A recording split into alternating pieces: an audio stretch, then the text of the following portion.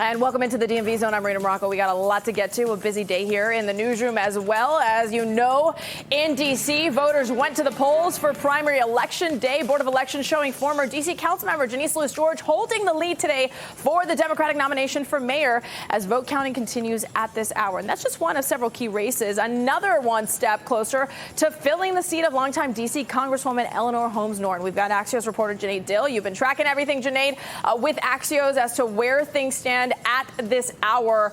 Let's put this up before we start our conversation so we can kind of see the numbers as they are in real time, Janae. Here we go. You've got 53% of the vote right now going into Janice Lewis-George, 37% to Kenyon McDuffie, and the rest of them with 3%. Let's talk about these two here, Janae. At 51%, you have a winner for this race. Why has Kenyon McDuffie not conceded? Yeah, he said he's waiting for all the votes to be counted. Looks like there are about a third of the votes still outstanding. But just talking to sources today and last night, this is a better performance than maybe even some supporters of Janice Lewis-George were expecting. A commanding lead across the city in all wards except for Ward 3, where she's down by 5 percentage points. But this looks like very good news for Janice Lewis-George. It might not even go into the ranked choice voting tabulations that we know will happen if she slips below 50%. Right now, she's still got that margin. Okay, so we're still waiting for a third of those votes. And obviously, we had heard from the Board of Elections that this would be something that we would not know in the immediate aftermath. Does it look, however, that this is not going to go to the so-called traditional ranked choice voting where that second number really comes into play, where Janice Lewis-George can really pull away with at least 51%?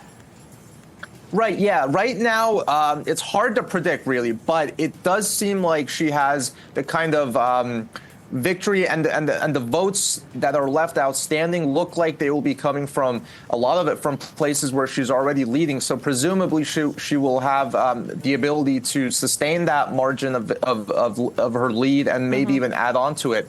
If it tightens and if it slips below 50%, it will go into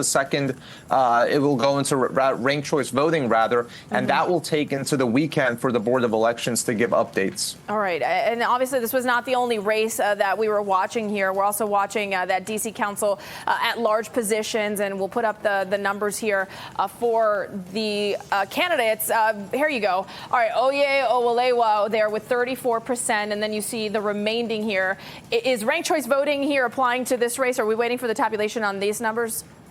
Yeah, I mean, this is definitely an election where ranked choice voting is going to have a big part to play. You see Oye leading there with a little bit more than a third of the vote, but three candidates scooping up, like trying to do math on live television, but about 40% of the voters. So, and so this is an election where ranked choice voting really matters. 9 candidates were in that race, and the Board of Elections will tabulate additional rounds. They'll reallocate the votes of the bottom place finisher until there is someone who gets 50%. I just spoke to a close watcher of politics in D.C., and they said Oye does have a good shot at winning this, even with ranked choice voting. So we're going to see. That's a very interesting race right there. Okay, and he had kind of switched a little bit of what his role was, and this is now what he's looking at. Another race is that special election there for the council as well. And there you have Alyssa Silverman. She is the incumbent,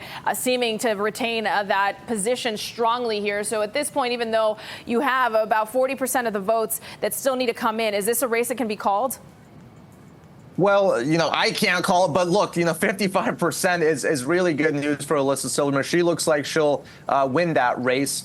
And that's a big comeback for her if she does.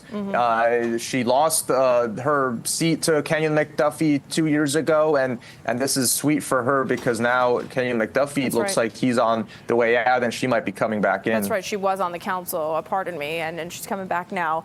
The last race here, this is where we have seen a concession, is in the delegate race. You saw Brooke Pinto, we heard, called Robert White to concede. He's got 63% of the vote with about 64% of them counted and coming in. And this looked, based on some of the polling that we had seen previously, which is always interesting here to see the pollsters ahead and then after the fact to check out how much those really look and are parallel to the results. It seemed to be tighter, even potentially Pinto with an edge, and yet the voting here telling a completely different story. Yeah, for sure. I mean, I think a lot of people favored Robert White, even though Brooke Pinto raised a lot of money, the most money ever spent on a D.C. election, certainly for delegate.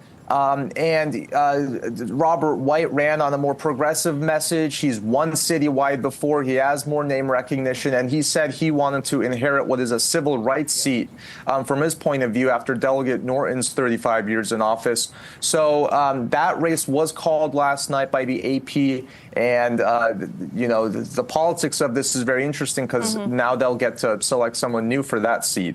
Yeah. And I think you speak of politics, right? You've got the outgoing mayor, three-time mayor for Washington, D.C., Mayor Bowser. She didn't really make any endorsements, but her so-called candidates, if you will, which included Brooke Pinto and Kenyon McDuffie, really seemed to not have done well at all.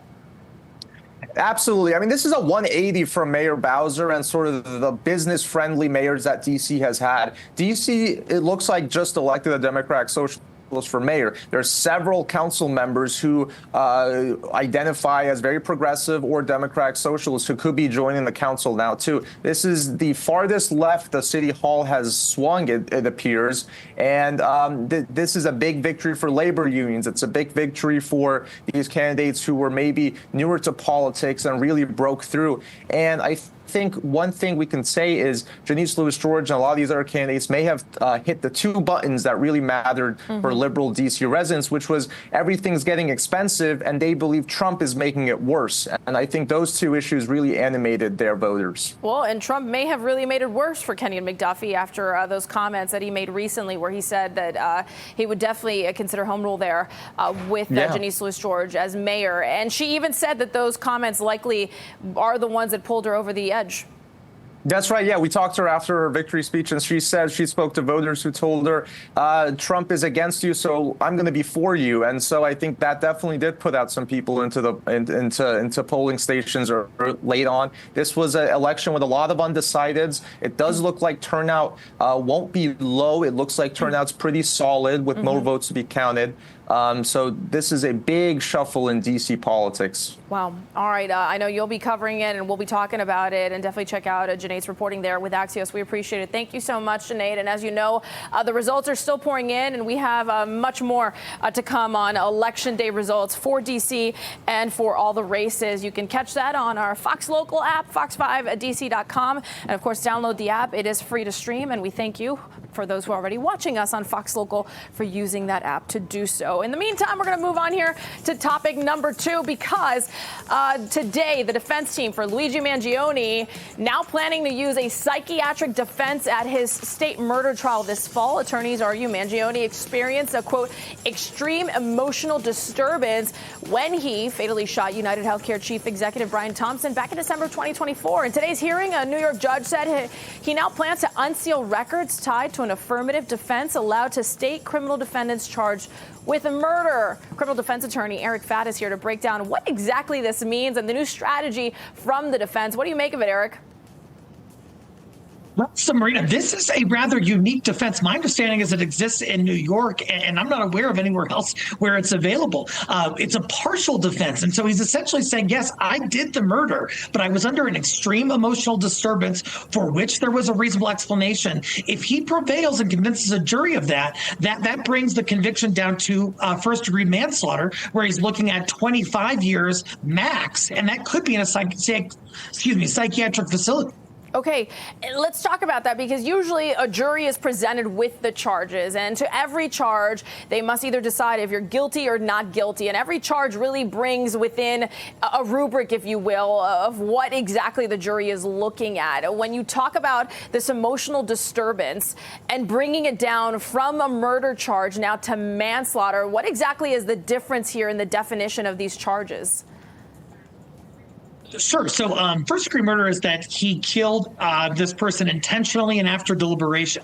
But with this extreme emotional disturbance defense, if he proves it's more likely than not that he was suffering from that to a jury, then it brings it down to first-degree manslaughter, which is really just a legal fiction saying, hey, he had an extreme emotional disturbance, so we're going to give him a lesser penalty, up to 25 years, as compared to the first-degree murder charge, which carries up to life in prison, and for which there was substantial evidence, at least according to reports. And most states would have what is you plead an insanity defense. But then if you are found guilty, instead of going to prison, you would go to a psychiatric ward.